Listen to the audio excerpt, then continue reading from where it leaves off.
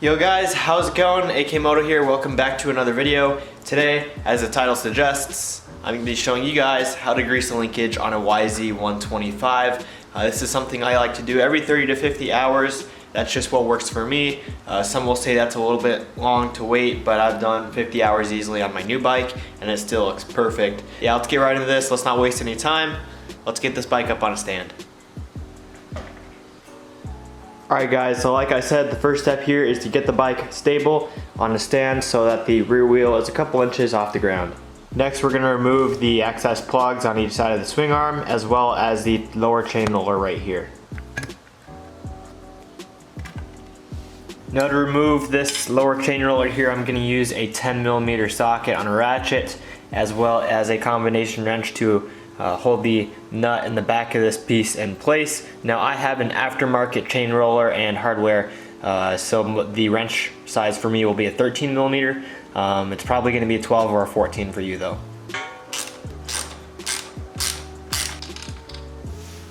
Now that we have free access to all the linkage hardware, we can begin to loosen them, but we're not going to remove them all the way just yet. So here we're going to go in and start loosening some of our hardware. I'm going to actually start on the left side of the bike, then move my way over to the right side. And to remove that nut, we're actually going to get a pretty big 19mm combination wrench.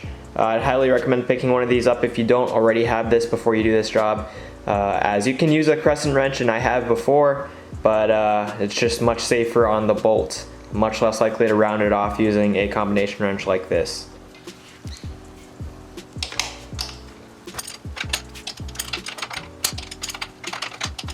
Now here on the other side, we're just going to be using some normal 17 and 19mm sockets here, and then we also have a breaker bar just in case these two nuts are very tight, because especially from the factory, these nuts can be pretty hard to break loose with just a normal ratchet, so definitely make sure you do have a breaker bar, and an extension will also help make life a little bit easier as well.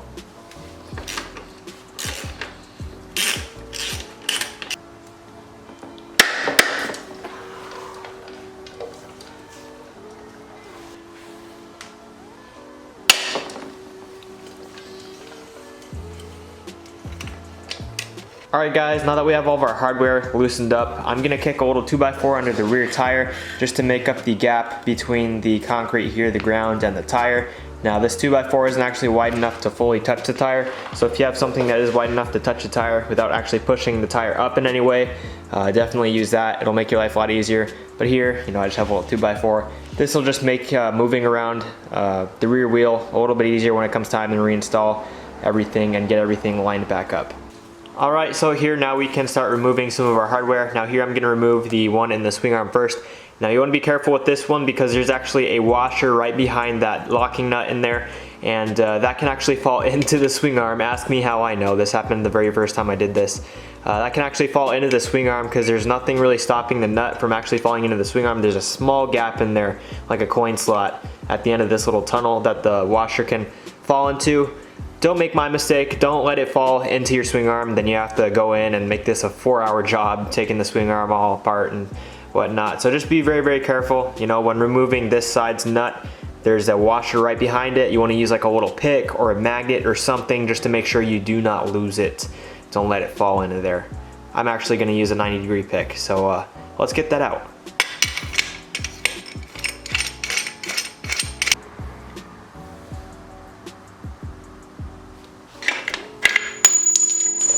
As you guys saw, this pin that goes through one of the linkage arms here actually came out super easy, and that's because the last time I did this job, I greased all the pins or axles, whatever you want to call these little guys. I greased them all up, and as long as you put some grease on them, they'll always come out easy. And yeah, just a little quick tip. I'm sure most of you guys know this by now, but definitely grease these up on install. Makes disassembly a million times easier.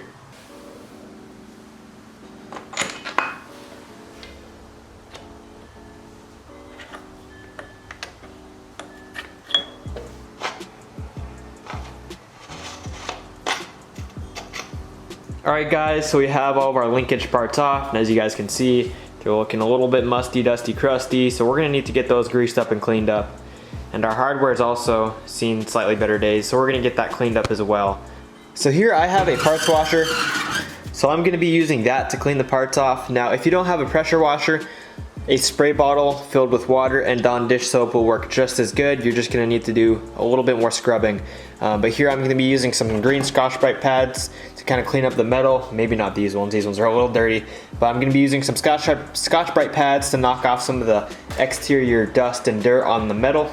Old toothbrushes actually work really well too, to kind of clean up in the oil seals area and any place where there may be really tight nooks and crannies that the dirt or grease may be stuck in. Here I'm gonna set our hardware in to soak for a little while. As for our parts over here, we're not actually gonna soak these. There's no point in soaking these in water, as we're just trying to clean up the exterior of them a little bit before we go tearing into the bearings. Obviously, we don't want to disassemble a bearing with the outsides of these parts looking like this. So here I'm just gonna kind of wipe them down with some degreaser with this little brush here, and use these little Scotch-Brite pads. These do a really good job with cleaning up the metal and any dirt. So we're gonna do that right now.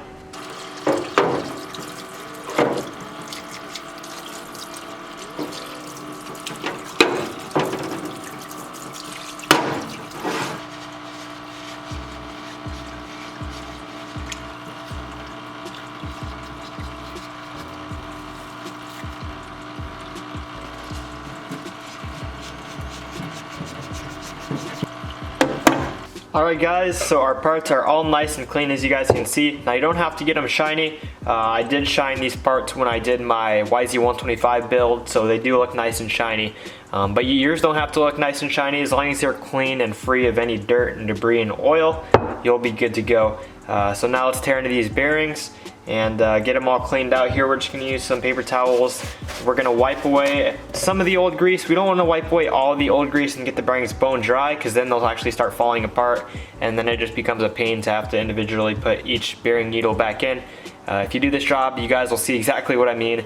But yeah, you just want to wipe away as much of the old dirty grease as you can without really disrupting the bearing, and then we're going to put some new bearing grease back in. So let's get right to it. This is the grease I will be using here today. It's Maxima waterproof grease. I've used this for a little while now, and you know, pretty good grease. I also use this Bel-Ray stuff too.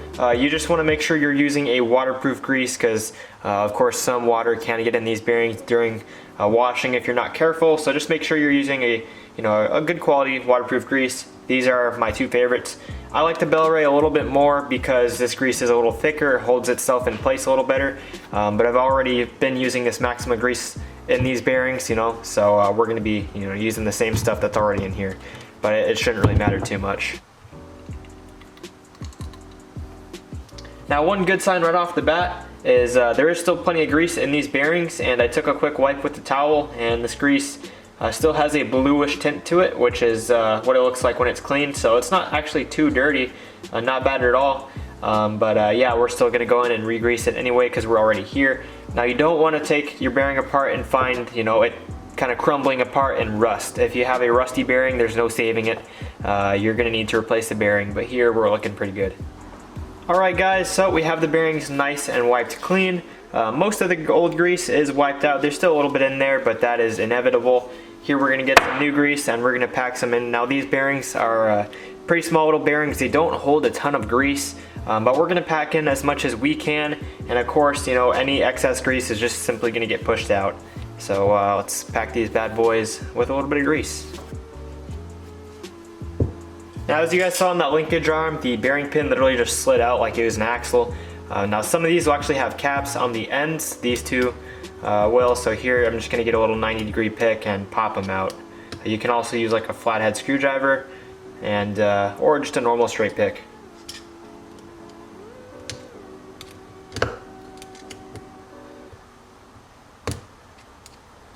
Just like that. And then you can actually pop the center axle pin, whatever you want to call it, out just like that. These bearings are a little bit lower on the bike, so these ones do look a little bit dirtier, and these ones are a little bit more exposed to the elements, so it looks like the grease is definitely a little dirtier. This might be a little bit of degreaser from our little degreaser wash too, but let's get these bearings cleaned up as well. And just a little comparison, the grease in this bottom bearing is definitely looking significantly dirtier.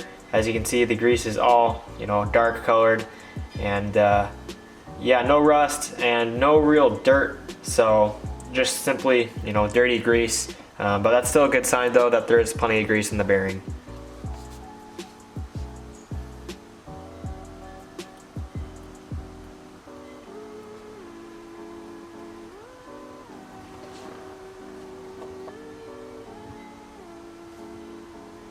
Alright guys, we've gotten everything all cleaned up and greased up. It is all good to go.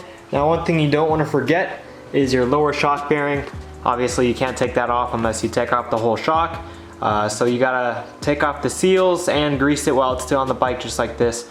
But other than that, it's no different from the rest of the bearings. So I'm gonna get that done right now, and then we can move on to reassembly and getting everything all put back together. Alright guys, all of our parts are all cleaned up and greased up. Now we're ready to go for assembly. And again, for each of these little pivot axles or bolts, whatever you want to call them, I'm going to be putting a really light layer of grease on them just to make it really easy to disassemble for next time, and it helps prevent corrosion.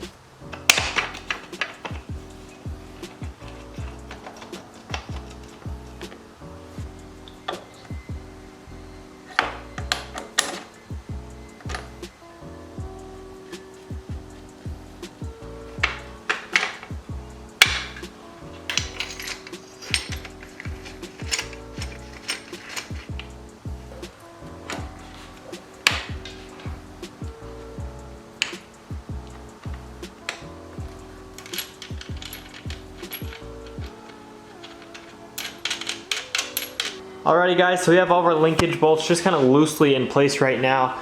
And before we torque them down, what I'm going to do is I'm going to have the rear suspension settled as if the bike were to be just kind of settled on the ground and not on a stand. Now you can do this by leaning the bike up against a wall.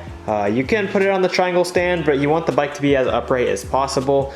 So leaning it against the wall would be the best option here. But what I'm actually going to do is I'm going to leave the bike on the stand, and I'm actually going to pry one more 2x4 between the rear wheel and the ground, and that'll actually lift the rear suspension up just enough to where it stimulates the bike kind of sitting on its own weight, at least for the rear tire. So here I'll show you guys what I mean by that. So with the bike sitting like this, you can see the bars kind of turn themselves because the bike is naturally wanting to push itself off of the stand, if you will. It's basically simulating as if the bike were to be just under its own weight right now. And that's just good just to hold everything in place as it's going to be 90% of the time when the bike's sitting. So now we're going to torque everything down to spec while the bike is like this. Again, you can just simply lean the bike up against the wall and do it that way. But here it's going to be a little bit easier for me to show you guys. Lower shock bolt will go to 38 pound-feet of torque.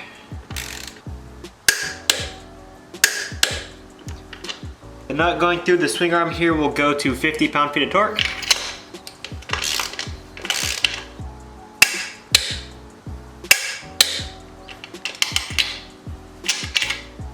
And then this nut right here connecting the rest of the linkage to what they refer to in the manual as the relay arm, or most people just call it the linkage arm, will go to 58 pound-feet of torque.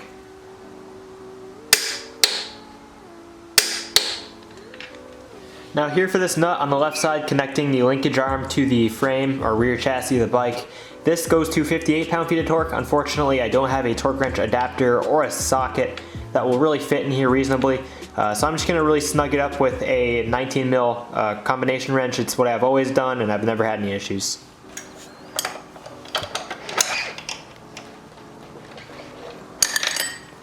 Alrighty guys, all we have to do is put our swing arm caps back in.